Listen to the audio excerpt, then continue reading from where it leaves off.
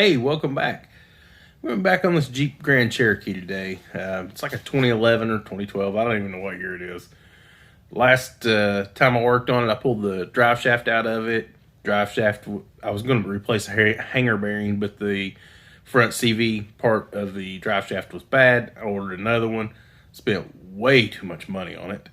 And it did finally come in. It came in late, but it got here. So we're going to jump on that. I got some other stuff to fix. It needs try to fix the rear backup camera, and it had an exhaust leak. I also showed that in the last video.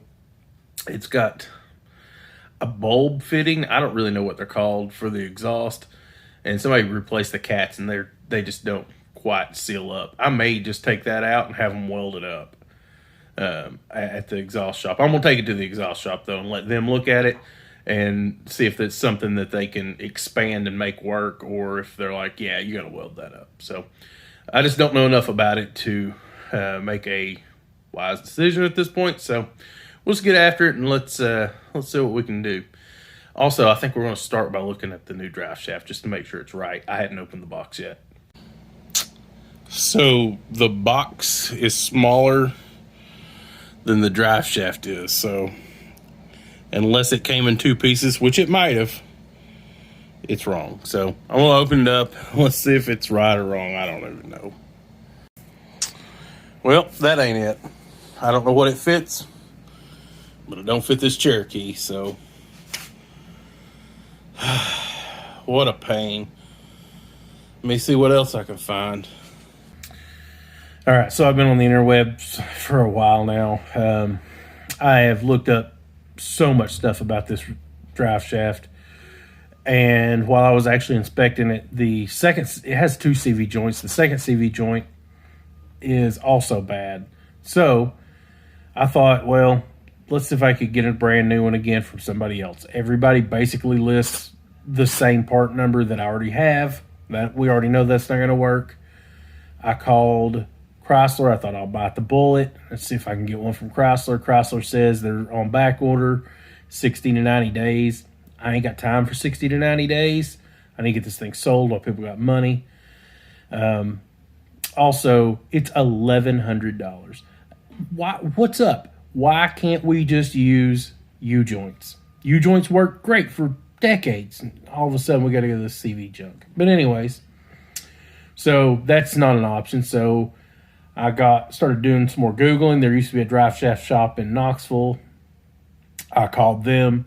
I asked him. I said, can you replace these CV joints? He said, maybe. I'll have to look at it. So we'll take it to him, see what he says. Worst case scenarios, he goes no. But I just don't know what to do anymore. You get to a certain point, it's like, how do you even fix it? Can't find one used that doesn't have 190 million miles on it. So we'll see what happens. Well, he looked at it and immediately said, I can't fix that. So he's like, I think I can get you one. I was like, well, nobody else can. He was like, well, let me check it out and see what I can find. He found it. It's going to cost me $726.35. I ordered it. It'll be here Wednesday. I usually have a video out before that, so we'll see how this goes. But yeah, it well worth the money.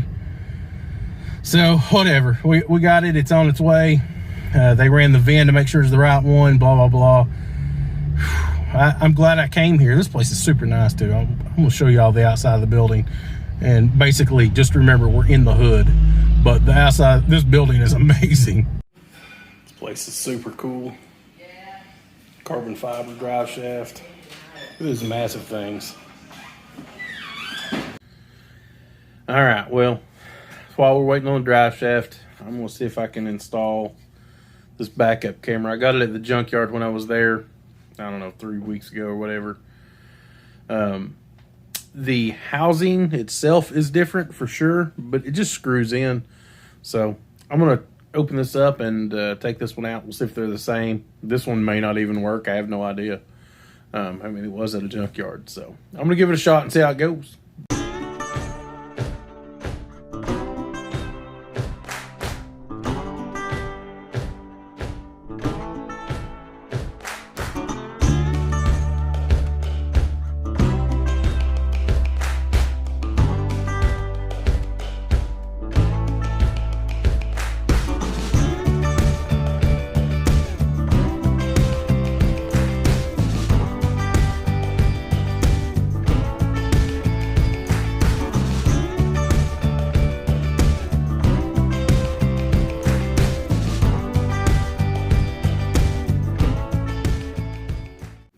Well, I do believe it is most definitely different. I just don't know if that's actually what's wrong with it or not, but this is definitely different. I'm going to look at the other one a little bit, but I'm pretty sure that we're either going to have to order a camera, which is what I'm pretty sure this is what's wrong with it, because the head unit seems to work. Or I don't even know if I can get a camera. So we'll look into that and we'll go from there. So after thinking about it for a little while, I got to thinking, I wonder if this thing's got a fuse. I haven't checked it yet. I don't even know if it has one, but probably does. I'm going to plug it back in and see if we can find the fuse. Maybe the fuse is blown. Who knows? If it is, we'll change the fuse and try it. But if not, I found the cameras. They're $100. They're not cheap. So let me see what I can find and we'll go from there. So when it's in reverse, this is what you get. It's nothing. You put it back in park, it'll come back on. But so let's see if it's got a fuse blown or whatever. I'm gonna pop the hood and we'll check it out. All right, so Chrysler provides a diagram. They tell you what everything is. M14 20 amp trailer tow, and also rear camera. That's the only thing I can find on here about a rear camera. So M14, I just follow the diagram. It's this little guy right here. So I can pull it out, and it is just fine. So it's probably the camera. I'll try to get one on order, and we'll see if we can go from there. I'm gonna double check, make sure I just didn't miss any other fuses, but I don't think I did. All right, so I got this little guy off Amazon. It does look the same. Plugs looks the same. But before I unscrew it, I'm just going to plug this one in, take the cap off, and make sure it works. If you're testing this, make sure you take the lens cap off or you'll have a really bad time. Boom, look at that. That's what we wanted to see. So I'm going to go ahead and get all that screwed in and we'll be good to go. All right, went and cleaned up all this behind this trim piece. So I'm going to go ahead and pop this back in, bolt it down, test it one more time, and then I'll put the trim piece on, and that's that. Got the cover back on. Remembered to plug the lights in. That could be a pain if you didn't. All that's buttoned up. We're good to go. Next thing I'm going to do, because I'm thinking about it, and I've put this off way too long, I had this whole back glass stickered up. I went ahead and cleaned it so y'all be able to see this well. That's all the power glue off the Power Tour sticker, and it'll come off. So I'm just gonna work on it a little bit and kind of see if we can get all the glue cleaned up. And I hate it, but I'm gonna take this off too. I'm really happy about that sticker. I bought another one for my toolbox, but I may see if I can get that off in one piece and put it on the toolbox. Anyways, well, there you have it. It's like it never even happened. I was able to transplant that one sticker onto my toolbox. They called and said that my drive shaft was ready, so we're gonna roll in here and see if we can pick it up. Well, here's our new unit, and it does look like it's the correct end. I've already went and got the rubber isolator that goes on the back. I think we're gonna be good. I'm gonna go ahead and unwrap this, knock that rubber isolator on right quick. It came with new hardware for the front too, which I'm happy about. I was gonna have to clean off the grease off ours so we could put Loctite back on it. So yeah, you can see these are all serviceable now, where the old ones weren't. It's a much better drive shaft. Chrysler, listen, this is how you build a drive shaft. Jeez. Anyways, I'm gonna get this thrown in and see if I can get this part buttoned up. I need to get this thing back on the ground. We got stuff to do. We need to get this one sold too. All right, so I got all this part bolted in for that. I'm gonna slide it up there and get all these started.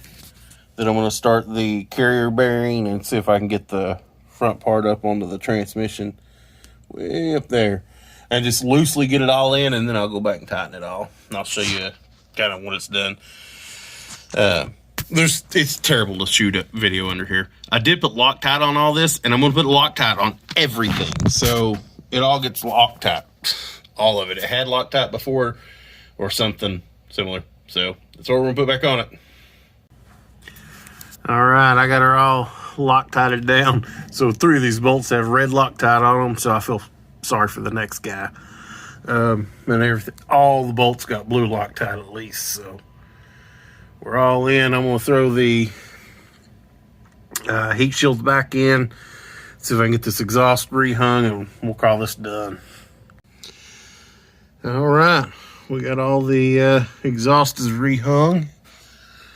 I've got to put that rear hanger back on, but that's it. I'm going to go do it right quick, and then the exhaust is finished.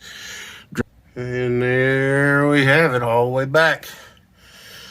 Even got that hanger back on. We're done with the exhaust. So, well, I'm back. Yesterday I stopped after I got all the work done. It was all I could handle for the day, and whatever is Sunday. So I'm going to back this Jeep out. I'm going to clean the interior out just a little bit. I ain't going to show you that. There's really not much in here. And then I'm going to run it to the exhaust shop and see if I can get them to fix that exhaust leak. Currently, it's not making a whole bunch of noise, but I know that it's loose. You've seen it. You know it's loose. So let's go get that fixed and wash this thing, and we'll call it, man. Then it's ready to sell. That's it. So we'll be on to the next one after that. So anyways, I'm going to take this thing out, and we'll see if we can get the exhaust fixed. So they ended up just cutting that socket completely out. He said that it'll never seal. So because there's no way to flare that out, or they had no way to flare it out. So anyways, sounds much better. It's running right now, and so there's no exhaust leak. That's nice. So anyways, I'm gonna take this thing back home, and yeah, we'll get it cleaned up and get it ready for sale. Hey everybody, it's actually the next day. I went and mowed and did some other stuff yesterday. So I've actually cleaned the interior of this thing out this morning. I just thought I'd show it to you right quick. We're gonna wash it. I broke my tripod stand. I'm gonna show you that too. It's kind of jacked up, and we're just gonna power through this and call this a video. We're almost done. This car is gonna be great for somebody else, but we need the monies.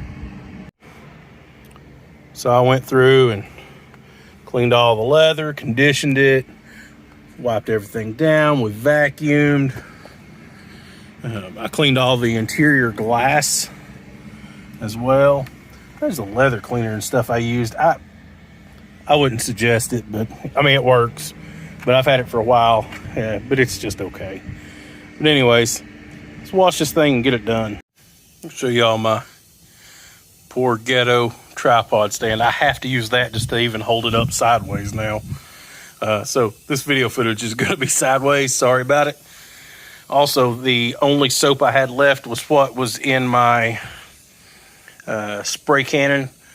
So that's it. That's all I had. So I actually put it in a bucket of water. We're going to hand wash this girl like they used to do. Like I used to do even. My goodness. I've become so spoiled with that foam cannon. All right. We'll get y'all on the time lapse. Let's get this thing washed.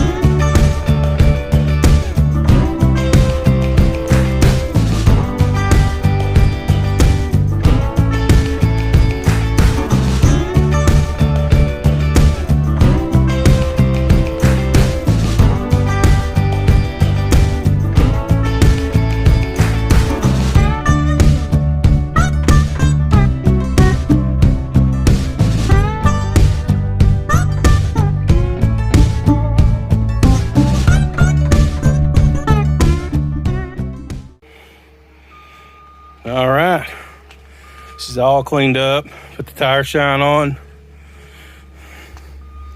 I'm happy with it. This makes me a great car, without a doubt.